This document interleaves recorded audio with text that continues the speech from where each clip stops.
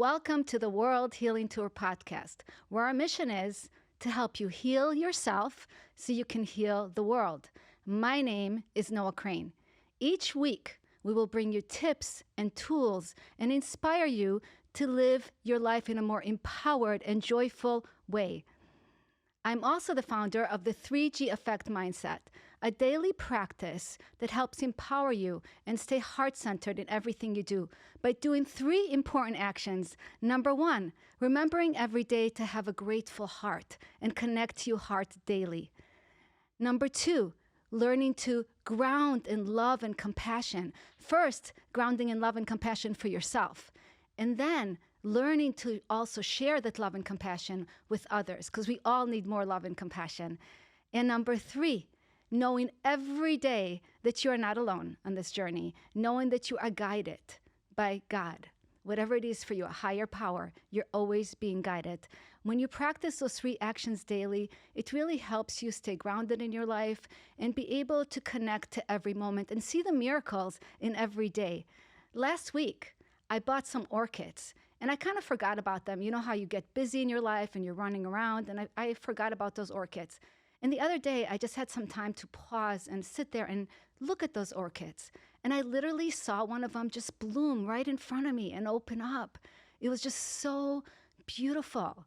And I looked at them, and there were 15 of them, 15 glorious flowers. I felt so grateful. My heart felt so full. So that's what it gives you access to, just to be present to every day in your life. And that's what it's all about, to enjoy the journey. Today, I have an incredible topic that we're going to be talking about. It's going to be about mindset and attitude, and how can you shift your mindset and attitude to live your best life? What do you need to do more of that inner work to create that outer world that you truly desire? Rex Sikes today is the guest on my show, author of an exceptional book called Life on Your Terms. Rex has been helping people for over 40 years to master their minds and master their life. How cool is that? Rex is a father, a master trainer, an actor, a producer, and a director as well. He's so creative. He believes we should celebrate everything. Imagine that, celebrate everything in life. I love that. Rex's mission is helping you to live your purpose. He has tools, methods, and experience behind him to make it happen. Rex, welcome to the World Healing Tour podcast. Well, thank you for having me. It's great to be here. And what a marvelous person you are, and a host, and the experiences and the 3 T's that you shared are really marvelous, really wonderful. Thank you. Thank you so much. And you know how much I love your work, Rex, and I feel beyond honored to have you as my guest today. I know it's going to be an amazing conversation that people don't want to miss. So I want to start by asking you about mindset.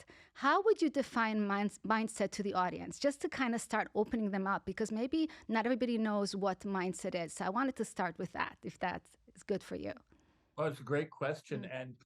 And I suppose there's probably as many different answers as there are different people on the planet. But essentially, it's the ability to determine your own thinking ability. It's what you decide to focus on and being able to maintain that. Most people, unfortunately or sadly, because of our conditioning, how we're raised, are not taught that we can control what we think about.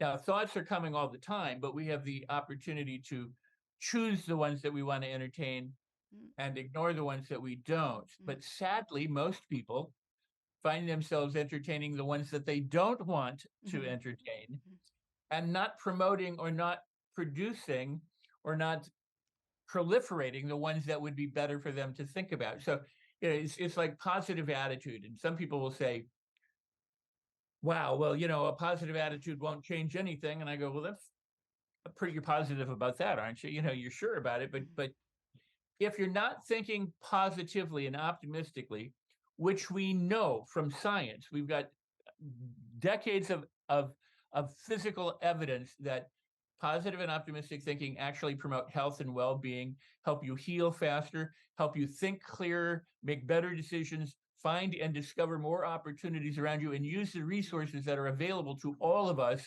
to improve your life. And so the alternative is what? Negative thinking? Mm, If you don't want to think positive, you want to think mm, negative, which we know produces stress and illness and disability and disease. mm, So I always tell people it's dog crap or diamonds, dog crap or diamonds, dog crap or diamonds, and you have to choose.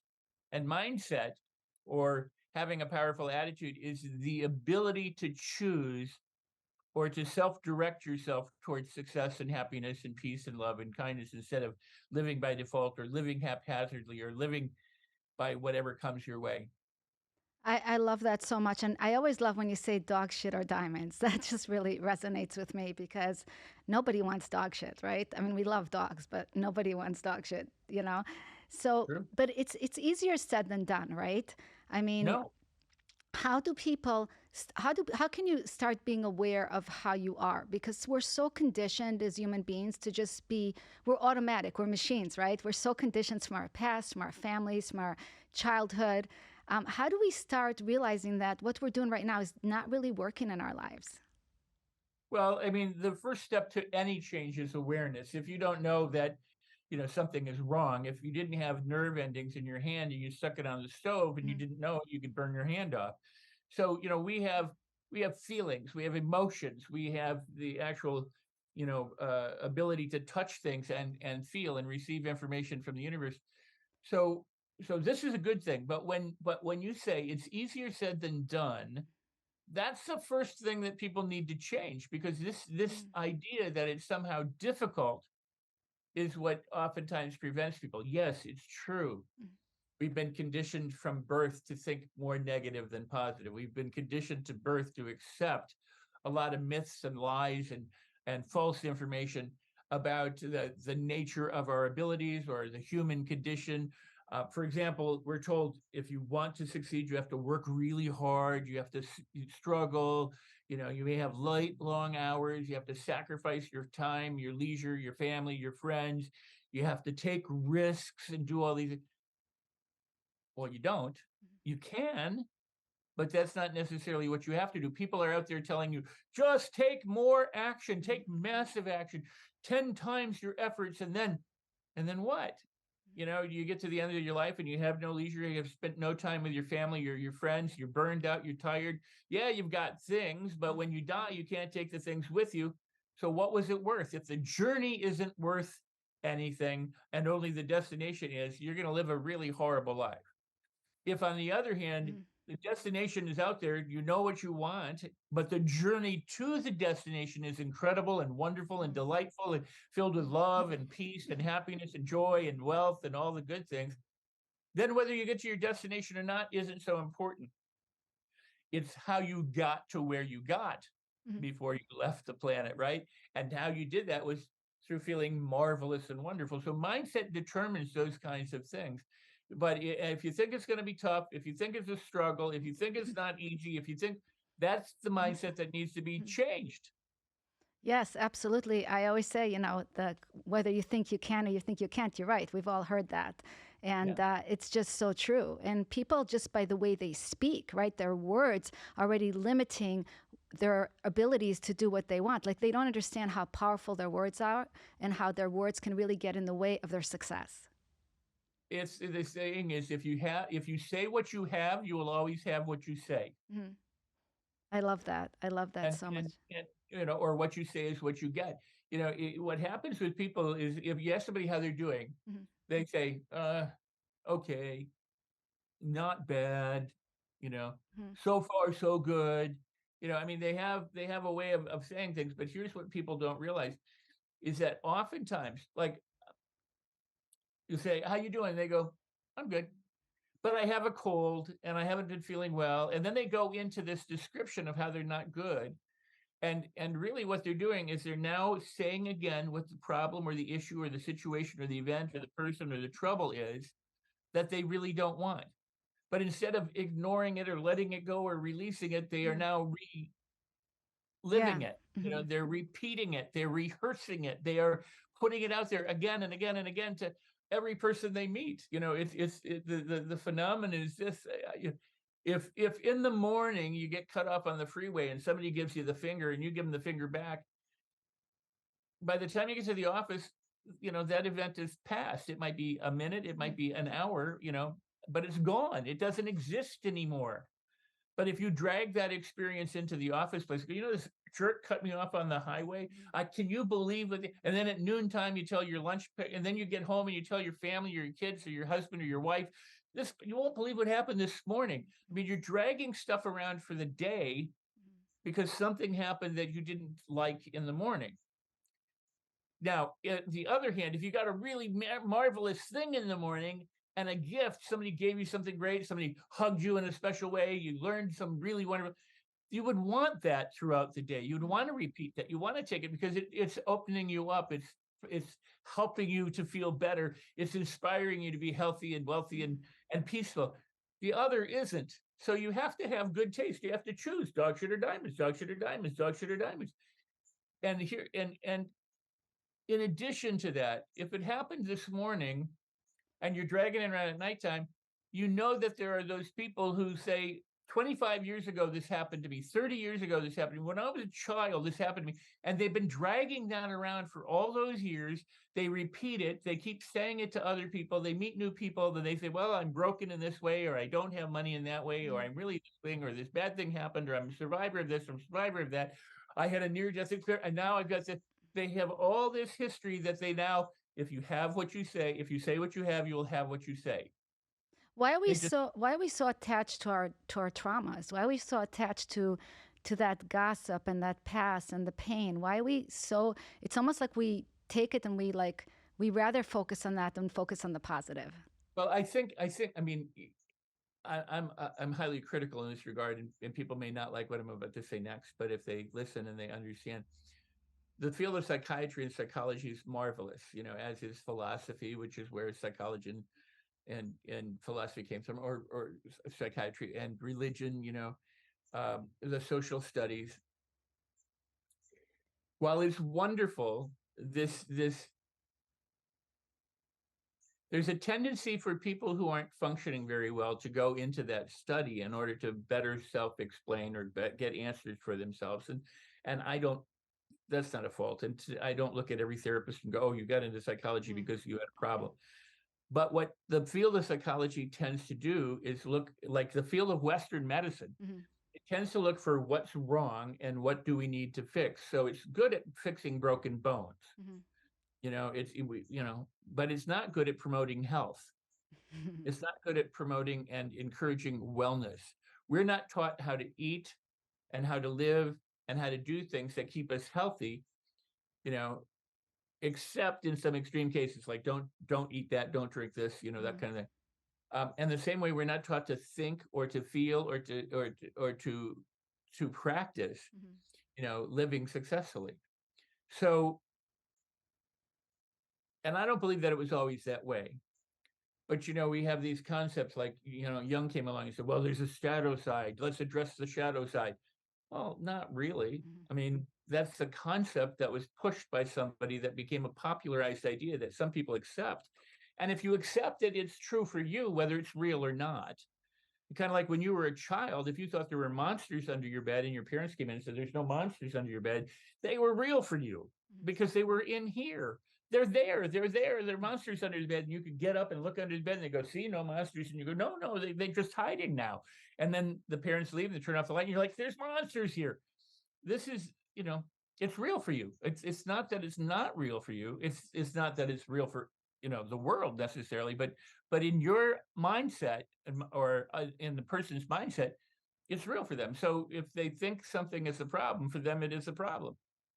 If they think something is wonderful, then it is wonderful. If you consider something a problem, it will be a problem. I mean, if you think of something as a Mhm. blessing, it will be a blessing. It's how we determine humankind Mhm. assigns meaning to life around us. That's what we're capable of, as conscious beings. So what we do is we make judgments. We go, this is good, this is bad, this is wrong, this is right. This is positive, this is negative. In the days before humans were here, there were earthquakes, there were floods, there were tornadoes, there were hurricanes, there was ice ages, there were storms, there were fires, there were animal deaths, there was all sorts of stuff. And no one was there to say this is good or bad or right or wrong or positive or negative. It just Mhm. was what happened. And when we arrived on the planet or got to a certain development in our evolution, if our hut blew over, we went, oh crap, now I got to build another hut. This is bad. I don't like this. Or somebody came in and stole your spear or your bow. We went, hey, that shouldn't happen. That's bad. And ultimately it became, if somebody looked at you wrong or gave you the finger or said something in the wrong tone, that's bad. It makes us feel bad. And then the fields of psychology and psychiatry came along and said, do you feel hurt? Do you feel sad? Do you feel depressed? Well, because of your childhood or because of this, they look for problems. If you look for problems, you'll find them. Now, that's not saying that the fields are bad. It's just saying that there's a tendency for them to perpetuate the problem instead of really creating solutions. If you walk in and you go, "What's wrong?" You're setting somebody up. If you go, "What's right?" You're setting somebody up. It's a matter of choice. I love that.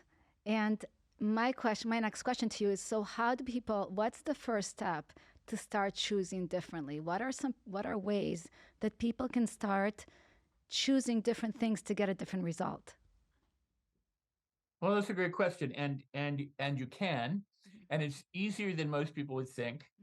Does it take a little work? Sure. Is it worth it? Absolutely. Especially if you think it is. Think of this: if you love to cook, or if you love to swim, or if you love to bake, or if you love to sew, or if you love to run, or if you love to play music, if there's something that you love, you would do it because you love to do it. It brings you joy, it brings you pleasure. If you are into self development because you love it, if you are into managing your mindset because you love the opportunity to grow and to enhance yourself, then it's quite simple. If on the other hand, it's like, oh my God, I can't believe, then maybe not. So you have to come up with a good enough reason or a good enough, well, let's just go with reason.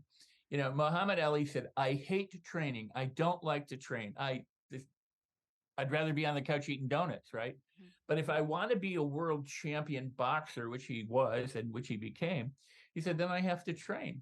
So I get up and I train because what I want is more important than sitting on a couch and having donuts. What I want is to be the world champion. So I know that in order to do that, there's things that I must do. And what did he do? He conditioned himself. He conditioned his body and his mind to become a champion boxer. And remember, he said, I am the greatest before he was the greatest.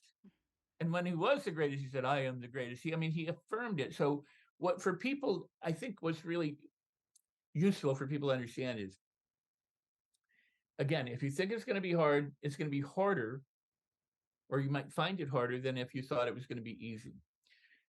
But if you start juggling, if I said, here, I'm going to teach you how to juggle, you have to first realize that dropping balls is part of juggling. It's just going to happen. You're going to drop balls. So you can bitch about it, complain about it, moan about it, and blame the world and blame the balls and blame gravity and blame God and blame yourself and blame everything about how horrible it is that the balls drop or that you don't catch them. But there's going to be a time when you're dropping a lot of balls. And eventually, if you keep practicing and keep juggling, you'll drop them less and less, and you'll juggle more and more. And the more you juggle and the more you practice, the easier it becomes. And the easier it becomes, the better you get. And the better you get, the easier it becomes. And yet, all the best jugglers in the world still drop a ball now and then. But that doesn't bother them because they understand, that that's part of the process.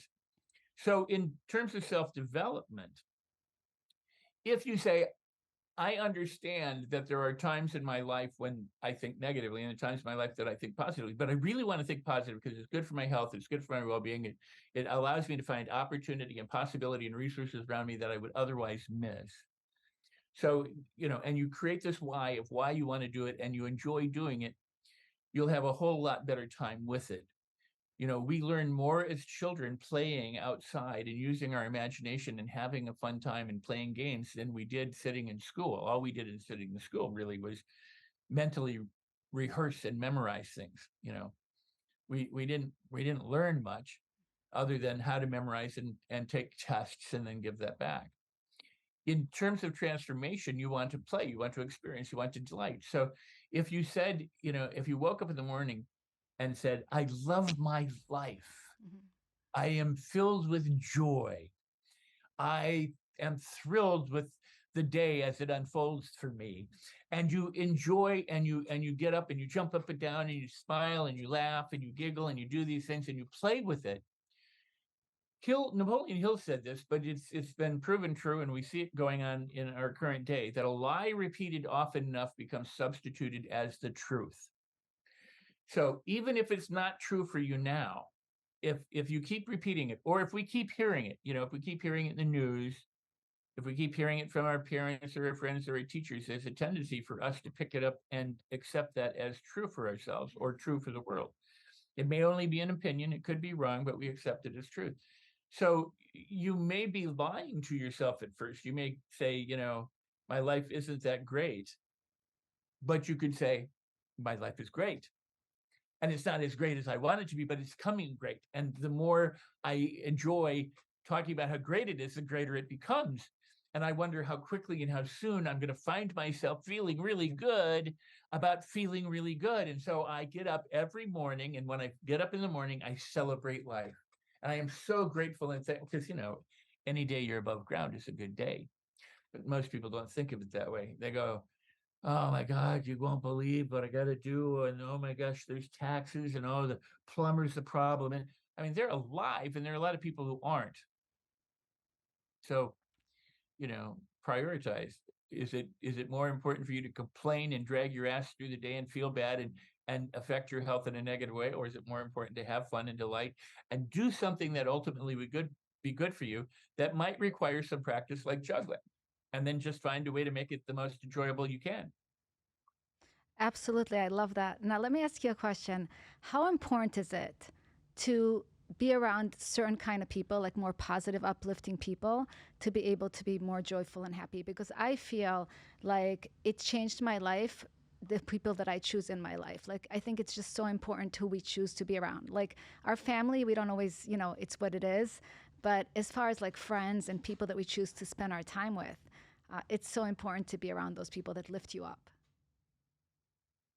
Well, that's, I have a different take on that than a lot of people, because yes, being around positive, healthy, wonderfully optimistic people is a good thing. Being around successful people who are doing what you want to do is a great way to learn. Being with the right mentors and the right coaches and the right guys, the right trainers, the right Mm. instructors, the right presenters, the right Yeah. teachers, the right friends and associates makes an incredible difference. However, here's the thing.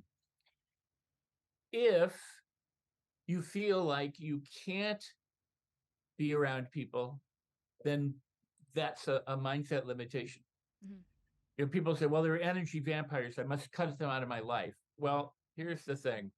If you go to the mountaintop to learn to meditate so that you can be peaceful, and you're at the mountaintop and there's no one around, and you meditate and you're really peaceful, and then you come back to the city and you're meditating and somebody makes a noise, you go, stop, I'm meditating, shut up, then you haven't really gotten to be peaceful.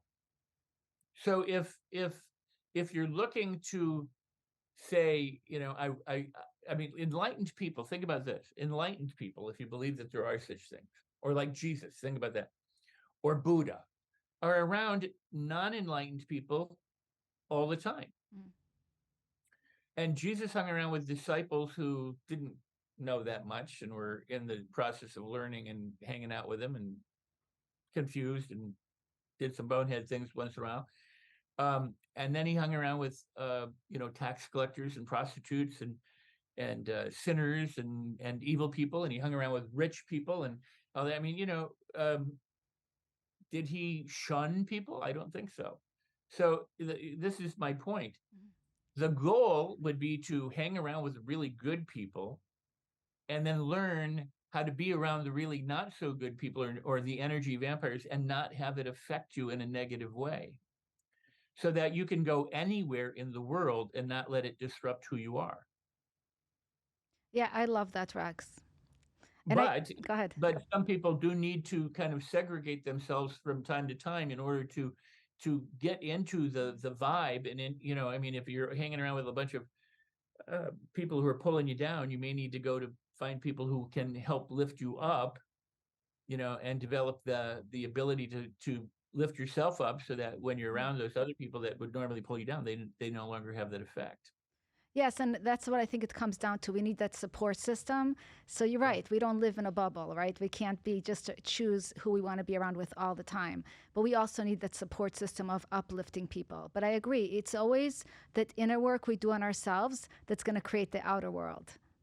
No, absolutely. You're absolutely right. When is an imperfect analogy is that, and I'm going to step on some toes, I'm sure, but there are some people who quit smoking and then they refuse to be around smokers. And in fact, they could be outside at an event and somebody lights up a cigarette, a half a block away, Mm. and they go, "Who's smoking?" Because they Mm. smell it. And it's like, why would, don't let it ruin who you are or what you're doing or your Mm. day or who you're with because some event or some person or some circumstances is less than glorious for you.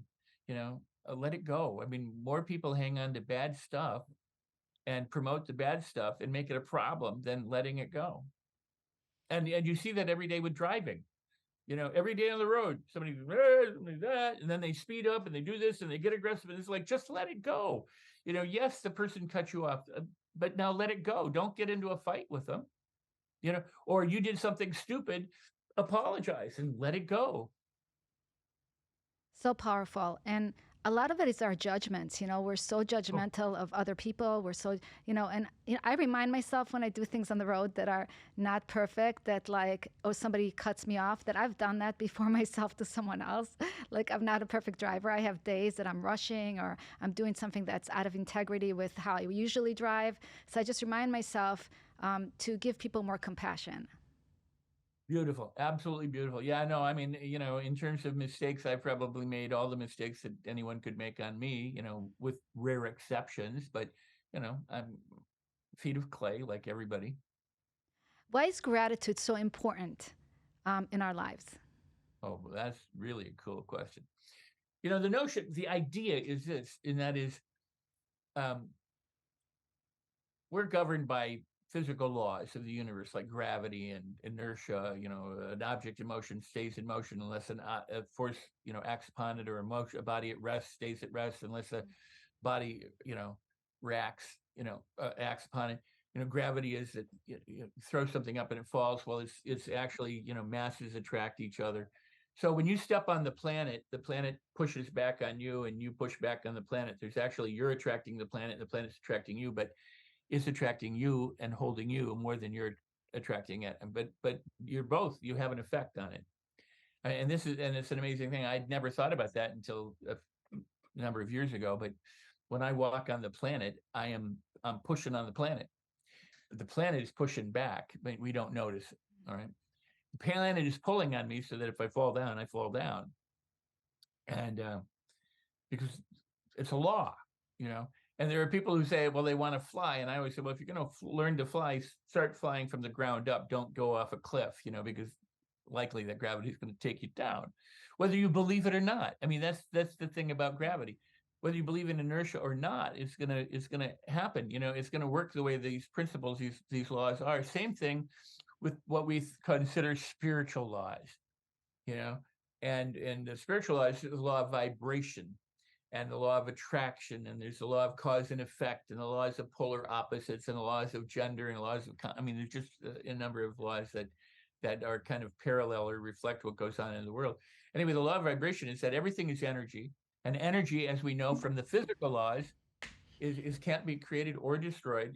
It can only be changed or transmuted from one form of energy to another form of energy, and that the energy since it can't ever be created or destroyed, there's as much energy today as there was in the beginning of time, let's say, and will be there at the end of time if there is such a thing. So energy doesn't dissipate; it's there, and it's always there. It's here. It's there. It's all throughout everywhere, past, present, and future, equally distributed. There's everything is energy, and everything is composed of atoms. And what we used to think of as empty space between the planets, we know is literally filled with a presence. In the old days, they called it the ether, and they were just kind of like going, "There's an ether that permeates everything." Well, now we know that that's actually true. There's no real thing as empty space. It's energy. And the interesting thing about energy is atoms, when they talk about atoms, they have an effect. It's kind of like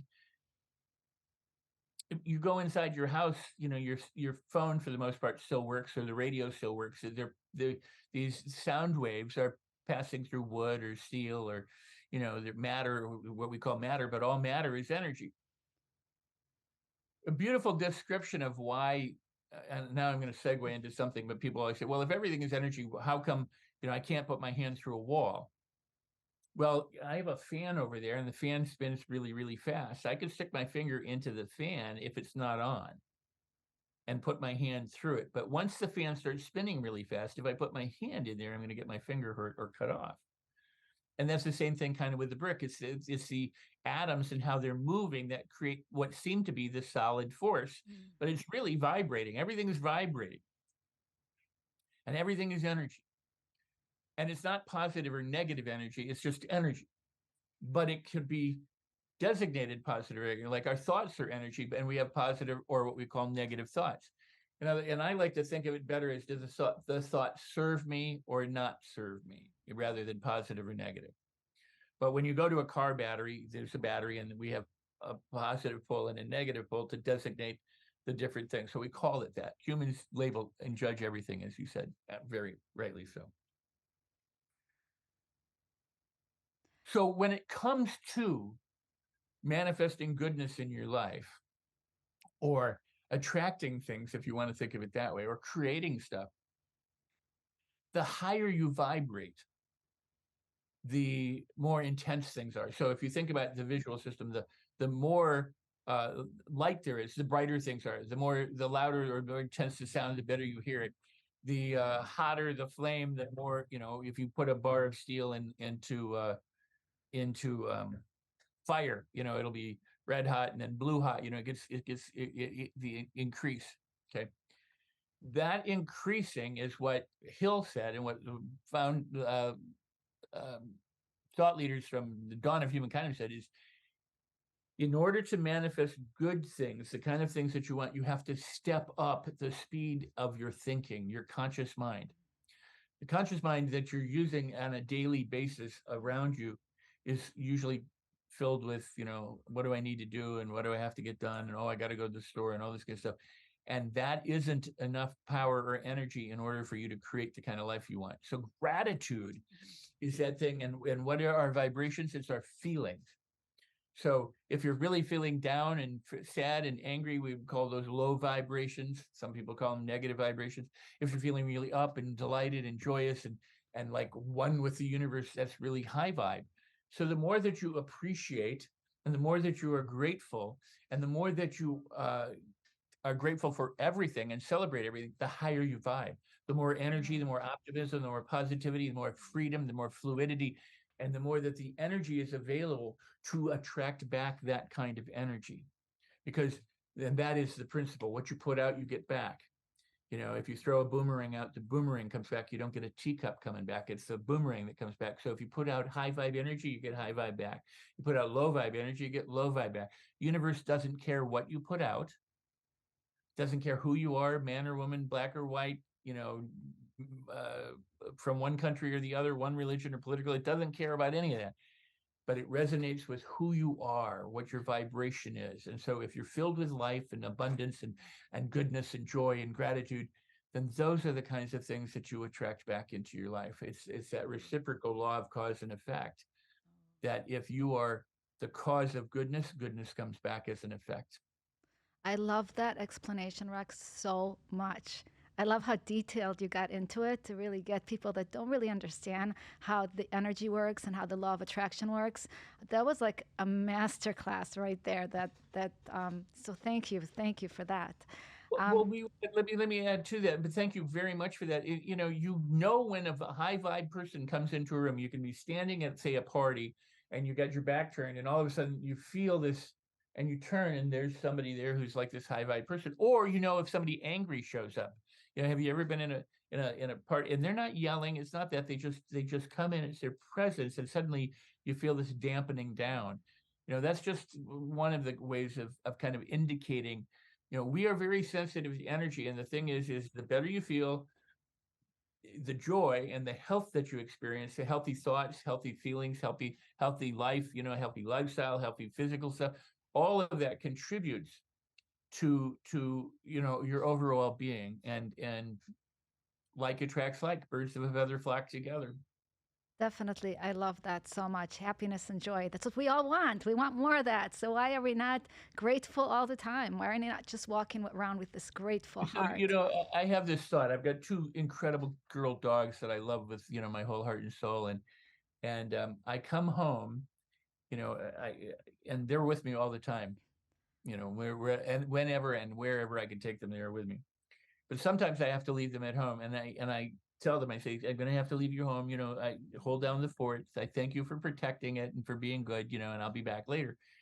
And then I hope that I come back later. I mean, in other words, I'm like, yes, that's my goal, is to come back to my girl dogs. And when I come back, one of them always brings me a toy, and the other one always is jumping on me, and they're so happy and delighted. And one day I had the thought, I wonder if all the time they're sitting there, they're wondering, is he ever going to come back? And when I do, they're so excited that I showed up, that they're very happy. But they're just, my point is, they're loving, they're joyful. I've never, ever, in this, one in seven, the other five, there's never been a day when I've gone away and I've come back and they went, "You're home." Okay, whatever. They're thrilled.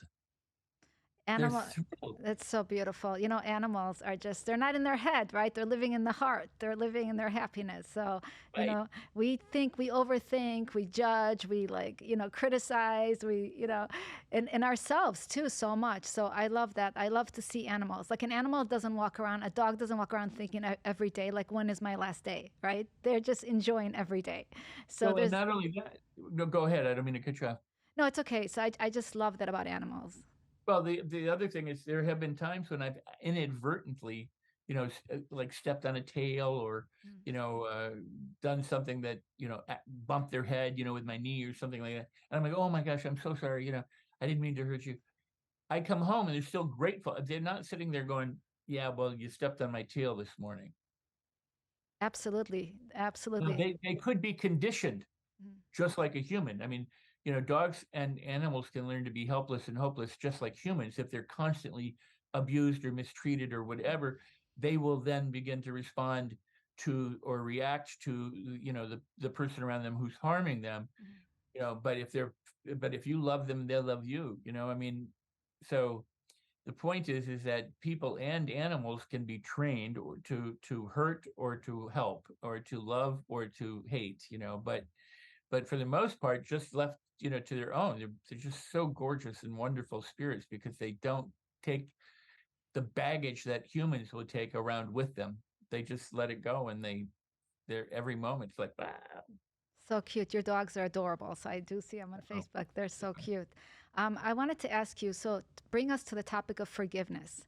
Why is forgiveness so important also to attract the things that you really desire into your life? Janet, another good question. Well, I mean, there's a lot that could be said on this. One of the things is that people think forgiveness is letting the other person off the hook, and they go, "I could never forgive that person." It's like Buddha said, being angry or hateful or hurtful is like drinking poison and hoping it hurts somebody else, but it's not. It's going to hurt you. And so, the ability to let go, the ability to release, the ability to forgive, is something that you do, one, for yourself. Because if you let it go and you release them from, because people will say, I will forgive you, but I won't forget. Well, then you really haven't forgotten, and you really haven't forgiven, because if you're not willing to forget it, then you're going, I'm always going to be wary of you. So think of that energy as opposed to, I love you. The story of the prodigal son was, this kid runs off and the other kids are there. And the father, when the kid comes back, goes, let's throw him a party. And they're like, wait a second, we've been here all along. He goes, yeah, but that son was lost and now that son is back. Let's celebrate. And that's what people seem to somehow miss. You have to kind of live like the prodigal son's mom or dad. You have to, or like the Good Samaritan. You just help the people that are there. You don't go, well, this person is a different nationality or a different color, a different gender or whatever. You just go, this is a human. This is one of my kind. Let's do what we can to help. Jesus on the cross said, forgive them. They don't know what they're doing. I mean, and they were brutalizing, and killing. I mean, if the story's accurate or not, I mean, that's for you to, the people decide. But the point is, whether it's a metaphor or historical truth, he's like, forgive them, and don't blame them. Don't hold them responsible for this. They don't know what they're doing. They're just doing what they're doing. Well, none of us know what we're doing at one level. It's our not awareness of things. Some people don't know when they're hurting you, by what they say or how they say it, or by what they do or what they don't do. Well, I mean, a lot of people don't follow through on their word, and that can hurt you too. So, or they don't keep their promises, or they don't show up on time. And if you're not willing to release them from being a horrible person because they did something to you, then all you're doing is drinking poison and hoping that it hurts them and not you.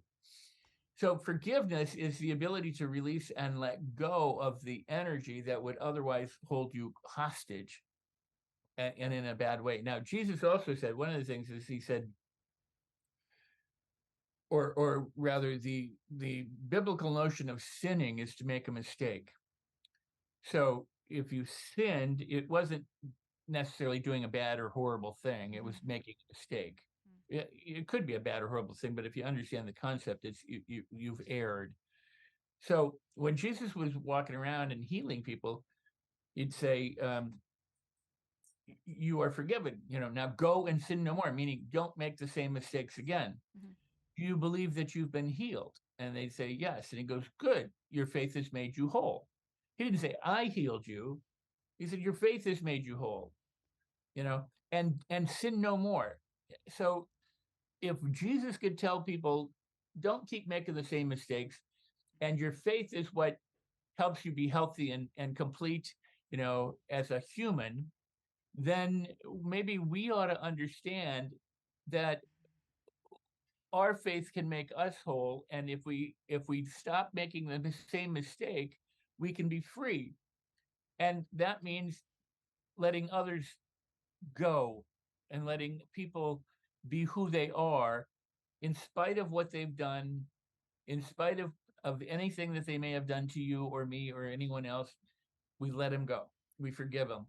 Now, some people aren't willing to accept that, and some people are.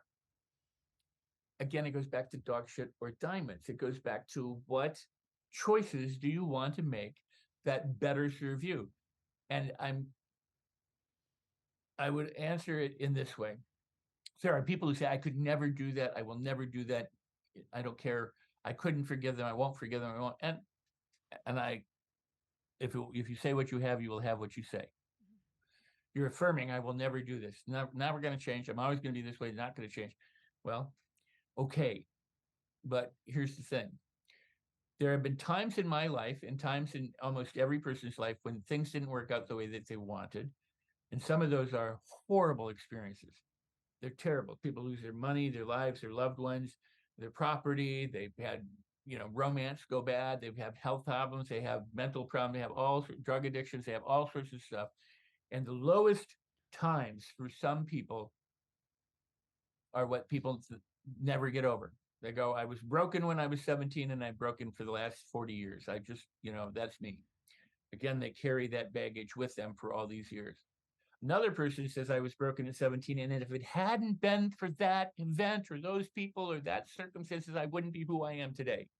There are people who lost everything and said, I was on the way to going to hell, but that turned me completely around, and now I'm on the way to heaven.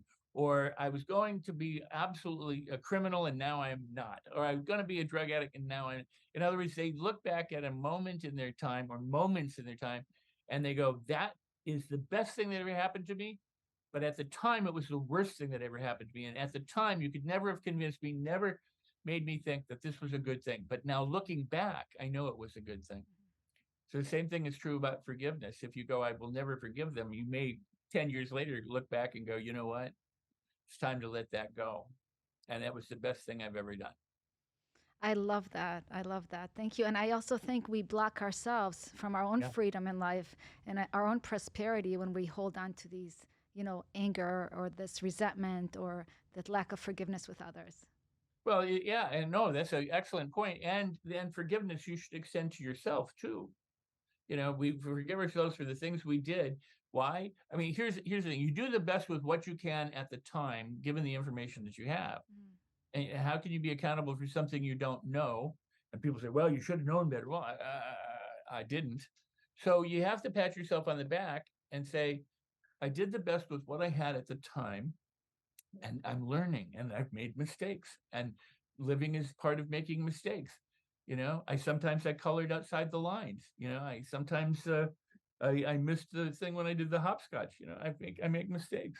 It's okay to make mistakes and or but go and don't make the same mistake again and again. Learn from it and move on. Right. Maybe no mistakes, but just lessons. If we learn from it, then we can grow from it. And that's what it's all about, right? Yeah, and harboring hatred isn't going to make you a better person or make your life more lovely. I mean, think about all the people who hate. You think they're having a good time? I mean, they might be having good times in their hate, but I mean, really think that they're going, wow, I can't believe how good life is. And this is great. I'm so happy and lucky and joyful. And look at how beautiful the world is. Or are they going, that's wrong, that's wrong, that's wrong, that's wrong, that's wrong. I better lock my doors and get my, whatever. Oh, yeah. So I wanted to ask you about your book because I think your book is amazing. And Thank you. just the title of it, Life on Your Terms. What does that mean to you? And how is it impacted? How were you impacted by living life on your terms? And how do you want to help others live life on their terms? Well, and that's why I wrote the book. When I write about it in the book, and people are welcome to read the book, and find out rather than me telling the story right now. But I had a situation. I've had many, but I've had this situation in my life.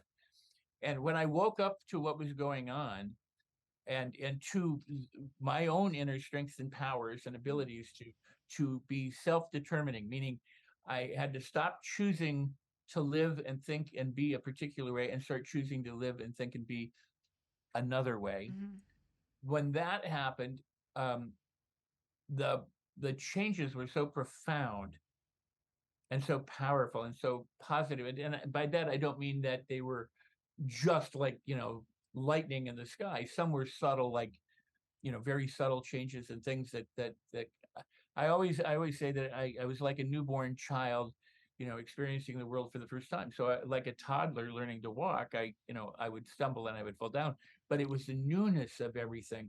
It wasn't that things were suddenly perfect. It was that it was perfectly human, or perfectly flawed.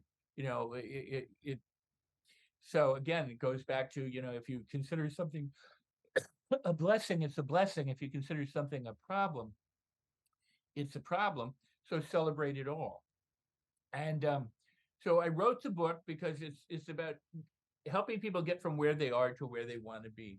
And it's very simple. The methods and the approach and the process is very simple, and it's about having fun and delighting and enjoying more of life and getting all of the benefits that come from that: more love, more money, more health, more happiness, more better relationships with family and friends or coworkers, or attracting the job. It's about deciding that I want the best life ever. I want to create my best life, and that means I do it. If it's to be, it's up to me. It's not up to anybody else. So it's on my terms. But that doesn't mean that you lord your terms over everybody. It means that you learn how to work with everybody in harmony, so that you create a not only good for yourself, but the good for them and the good for everyone around you, and then everybody benefits. That saying, a rising tide floats the boat and everyone in it rises. And that's really true. But life on your terms is also this.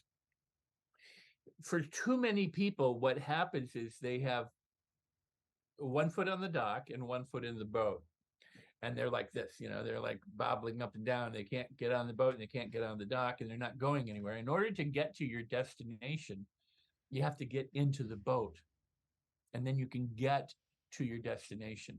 You can go to where you want to go. And then the question is how do you want to get there? Do you want to have fun, or do you want to be miserable all along the way? When I was a kid and my parents would drive us to visit relatives or go to different states and see different things, I'd lie in the back of the car and go, "Are we there yet? Are we there yet? Are we there yet? Are we there yet?" Which many people have done.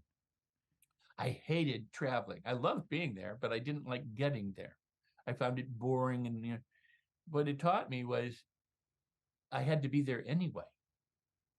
So if it took 1 hour or 24 hours or 48 hours or 72 hours to get across the country, I could either enjoy it or I could suffer through it. Well, there was a long time that I suffered through it because I didn't know any better. When I woke up to that, it was like, why not make it all enjoyable? Why not have fun all along the way? And that's what life on your terms is how do you have life and enjoy it all right now? Not just when you have something. See, what the wrong thing about the self-help industry is this: there are people out there who are willing to lie to you and tell you need to work hard, struggle, take massive action, do all these things so that you can, do all this massive stuff so that you can have the house, the car, the trophy spouse or partner, the boat, the jet, the kind of clothes that you want, and fine dining and everything else. And then when you have those things, you'll be a person of importance, or you'll be happy, or it'll be wonderful, and life will be grand because you now matter. Well, I can't tell you how many millionaires and billionaires who are friends of mine or colleagues or clients of mine who have everything that you could imagine wanting or having and go, look around, I have all this stuff, but I'm not happy. And the reason they're not happy is because they thought the stuff would make them happy, but it's not the stuff. They didn't do the inner work. They didn't transform themselves. The ones who are rich and successful and happy are the ones who went, I was happy before I got rich. I was happy and peaceful and calm. And, in other words, it's not that money makes you happy. It's that happy can make you money if you know what you're doing. I love that so much. I love the happiness along the journey, right? Just be Yeah. happy. Choose to be happy. So beautiful, Rex. I so enjoyed our time together. How can people connect with you and find you? Oh, beautiful. Well, right there you see rexsikes.com, and it's REXSIKES.com. That's my website. You can go there. I'll give you a free gift. I got a newsletter that you're going to like. I've got a daily blog that I write. I've written every day for over 10 years. I've never missed a day. I'm committed to doing that, add value to people. I've got programs. I've got my book. I've got the Attitude Activator, which is all about activating your attitude and power of beliefs and the power of moving forward in a positive way. So you're going to love, getting there and looking around. But right there, you'll see rexsikes.com/book. And if you didn't remember the book part, you'd still find it. Here's what I want to do for your listeners, and that is when they go there, if you get the book, and you can get the book from Amazon, I got to deal with Amazon, but you get the book from Amazon, you take the receipt code for the book, $19 or $20 or $30, whatever the book is. You take it back to my website and you put it in a special place. It's all described on my website. And I will give you, as a bonus for getting the book, a $497 training on mastery. This is on mastering your thoughts, your feelings, your words, your actions or behaviors, and any talent or ability that you want to do so that you get the kind of results and the benefits that you want to have. And to do so with fun and ease and peace and enjoyment. So that's not a struggle. It's about learning how to learn with joy. So it's a great accompaniment to the book. Now, if you order the book, I promise you, and you take that receipt code back from Amazon, you'll get the training, access to the training before you even get the book. So right off the bat, you get a $500, training for $20 or $30, and people love it because it's something I've been teaching for well over 30 years, maybe 40 years, that I call the mastery loop, and it's part of all of my programs, and it's how we learn naturally and easily, how we were intended to learn. And so you pick up the skills and everything so you can use it to accompany what you're learning from the book, and it becomes a really powerful resource for you. That's great. Definitely go out and get the book, Life on Your Terms. Rex, you're amazing. I'm so grateful that we got to spend this time together. I could go on and ask you so many more questions, but I know our time is up here. So thank you so much for being our guest today. Thank you so much for having me. It is so wonderful. You're an awesome host and a marvelous person and a dear friend, and I love being here with you. And so thank you for.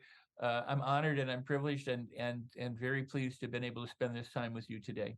Thank you so much. I feel the same way. I definitely feel the same way.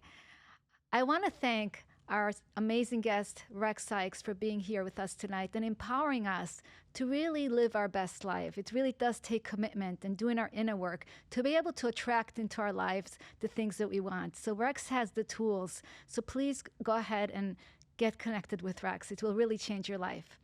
Till next time, remember every day to do the 3 actions that I talked about earlier today in order to live your best life, to connect to your heart, have a grateful heart, remember to ground in love and compassion, and know every day that you're not alone on this journey, that you are guided by God. I cannot wait to connect with you next time. Please keep being aware of the miracles that are in your life every day. I would love for you to share them with me and to connect with me at noacrane.com. Thank you so much. Keep doing the inner work to create your outer world. Heal yourself, heal the world. Have a beautiful day, everybody. Namaste.